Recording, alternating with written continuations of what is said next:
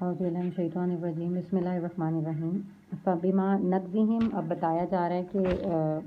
کن کن باتوں کی وجہ سے ان پر اللہ تعالیٰ نے عذاب نازل کیے تھے. بنی اسرائیل کا ہی ہے یہ. فبما نقضہم، پس بسبب ان کے توڑنے کے، میثاقہم پختہ وعدے کو، وکفرہم اور کفر کرنے کی وجہ سے، بیایت اللہ اللہ تعالیٰ کی آیات کا، وقتلہم الانبیاء اور انبیاء علیہ السلام کو قتل کرنے کی وجہ سے، بغیر ناحق قتل کرنے کی وجہ سے، وقولہم اور ان کے اس کہنے کی وجہ سے کہ قلوبنا غلف، کہ ہمارے دل غلاف میں ہیں، بل طبع اللہ، بلکہ مہر لگا دی اللہ تعالیٰ نے، علیہا ان پر، بکفرہم ان کے کفر کے سبب، فلا یؤمنون پس نہیں وہ ایمان لائیں گے، الا قلیلا مگر تھوڑے سے ان میں سے. یعنی ان تمام باتوں کی وجہ سے اللہ تعالیٰ نے ان کے دلوں پر مہر لگا دی تھی.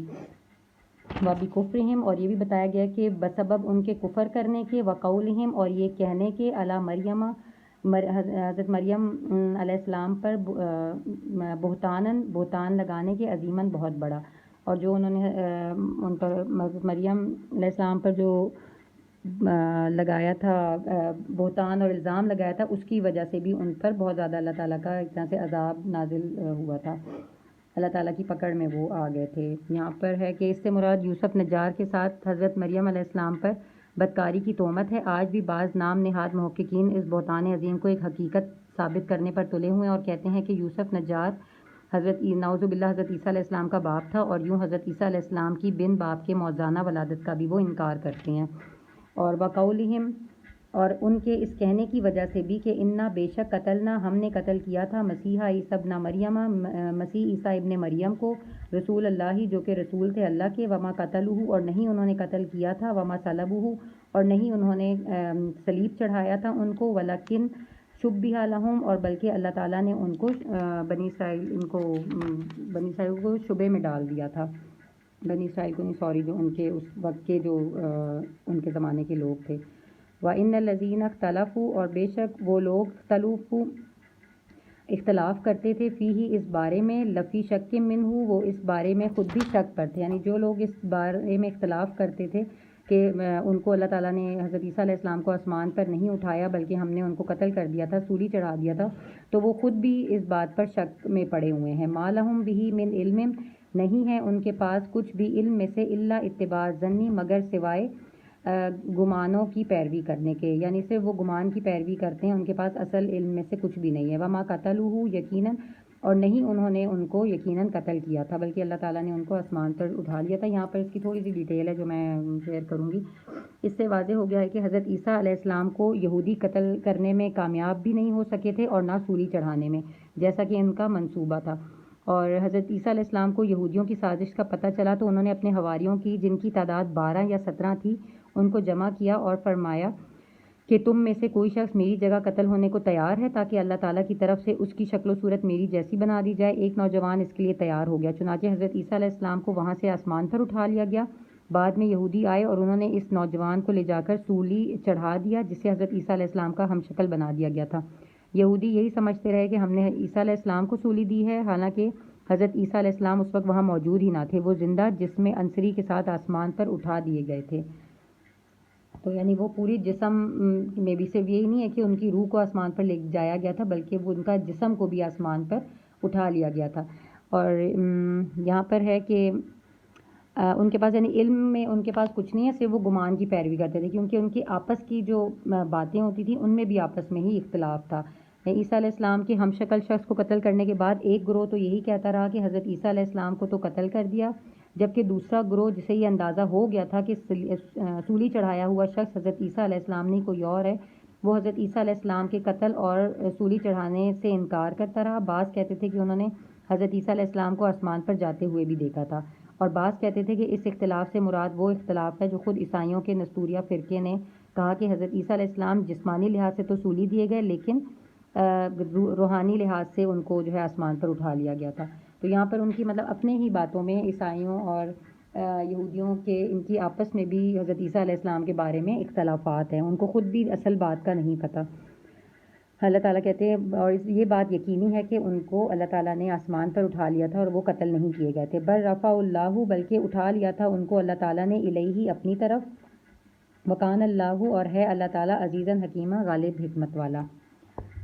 وَإِن من اہل الکتابی، اور نہیں ہے اہل کتاب میں سے کوئی ایسا الا لیؤمنن بہ، کہ مگر نہیں جو ایمان لے آئے گا بہ ان پر، قبل موتی، اپنی موت سے پہلے،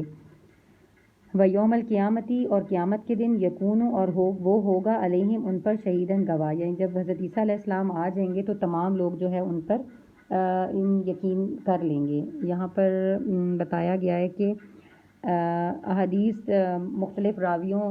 سے حدیث ثابت ہے کہ جس میں بتایا گیا ہے کہ آپ کے نزول کی صفت اور جگہ کا بیان ہے کہ آپ دمشق میں منارہ شرکیہ کے پاس اس وقت اتریں گے جب فجر کی نماز کے لیے اقامت ہو رہی ہوگی، اور آپ خنزیر کو قتل کریں گے، صلیب توڑ دیں گے، جزیہ معاف کر دیں گے،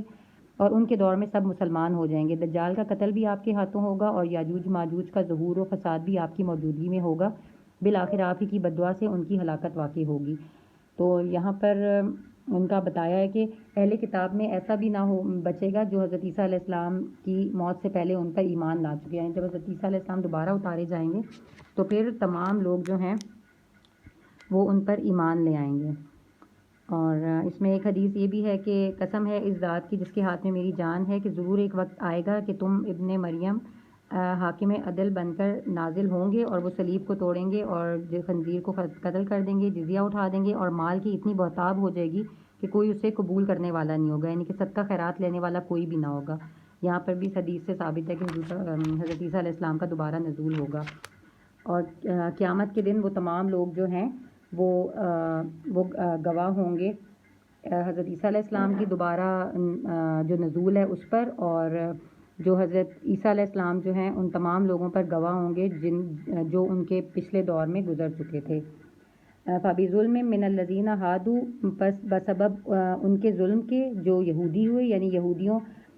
کے ظلم کے سبب، حرمنا، ہم نے حرام کر دیا، علیہم ان پر، طیبات، بعض پاکیزہ چیزیں، احلت جو کہ حلال تھی، لہم ان پر پہلے، وبصدہم، اور بسبب روکنے کے، عن سبیل اللہ، اللہ تعالیٰ کے راستے سے، کثیراً بہت سے لوگوں کو، یعنی بہت سی جو پاکیزہ چیزیں تھیں وہ اللہ تعالیٰ نے پھر بعد میں ان پر یہودیوں پر حرام کر دی گئی تھی، بسبب اس کے کہ وہ ظلم کرتے تھے لوگوں پر، اور وہ اللہ تعالیٰ کے راستے سے بہت اکثر لوگوں کو روکتے تھے۔ وَأَخْذِهِمُ الرِّبَا، اور ان کے سود لینے کی وجہ سے، وقد، اور تحقیق، نہو عنہ، وہ منع کیے گئے تھے اس کے لینے سے، وَأَكْلِهِمْ، اور اموال الناسی، اور لوگوں کے مال کھانے کی وجہ سے، بالباطلی، غلط طریقے سے، ناحق طریقے سے، یہ گناہ گنوائے جا رہے ہیں بنی اسرائیل کے، جس کی وجہ سے ان پر اللہ تعالیٰ نے پابندیاں لگائی اور عذاب نازل کیے، یعنی کہ وہ سود لیتے تھے حالانکہ ان کو اس سے منع کیا گیا تھا، اور وہ لوگوں کا مال ناحق طریقے سے کھاتے تھے۔ وَأَعْتَدْنَا لِلْكَافِرِينَ، اور تیار کر رکھا ہے ہم نے کافروں کے لیے، منہم عذابًا علیما، بہت دردناک عذاب۔ لیکن الراسخون، لیکن ان میں سے ایسے بھی ہیں جو کہ بہت ہی کامل ہیں اور پختہ ہیں، فی العلم، علم میں، منہم ان میں سے، والمؤمنون،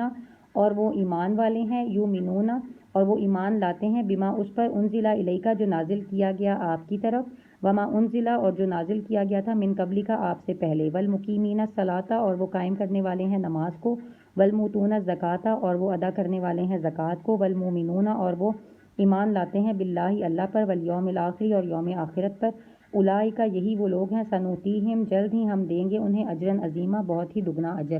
یہاں پر ان سے مراد ہیں عبداللہ بن سلام وغیرہ جو صحابی تھے کچھ، جو کہ یہودی تھے پہلے اور بعد میں مسلمان ہو گئے تھے، اور پھر بہت ہی اچھے سچے مسلمان تھے۔ اور یہاں پر اور بھی بتایا گیا کہ یہ تمام جو اہل کتاب میں سے مسلمان، مطلب اہل کتاب کے زیادہ تر تو ایسے ہی تھے جو کہ نافرمان تھے اور انہوں نے کفر کیا تھا، لیکن اہل کتاب میں سے کچھ ایسے بھی تھے کہ جو علم میں راسخ تھے، یعنی کہ وہ علم، ان کو اپنی کتابوں کا بھی علم تھا، اور اسی کی بدولت ان کو پتہ تھا کہ حضور پاک صلی اللہ علیہ وسلم جو ہیں وہ اللہ تعالیٰ کے آخری نبی ہیں، اور قرآن جو ہے ایک سچی کتاب ہے، تو وہ پھر اپنے عمل میں بھی بہت ہی پختہ تھے، یعنی وہ نماز قائم کرتے تھے، زکوٰۃ دیتے تھے، اور وہ اللہ تعالیٰ پر، یوم آخرت پر، اور جو کچھ بھی نازل ہوا تھا ان سے حضور پاک صلی اللہ علیہ وسلم سے پہلے اور حضور پاک صلی اللہ علیہ وسلم پر، اس سب پر وہ ایمان لاتے تھے۔ تو ایسے ہی وہ لوگ ہیں جن کو اللہ تعالیٰ دگنا اجر دے گا۔ یہ رکوع ہو گیا مکمل، پھر انشاءاللہ آگے پڑھتے ہیں۔ صلی اللہ علیہ وسلم۔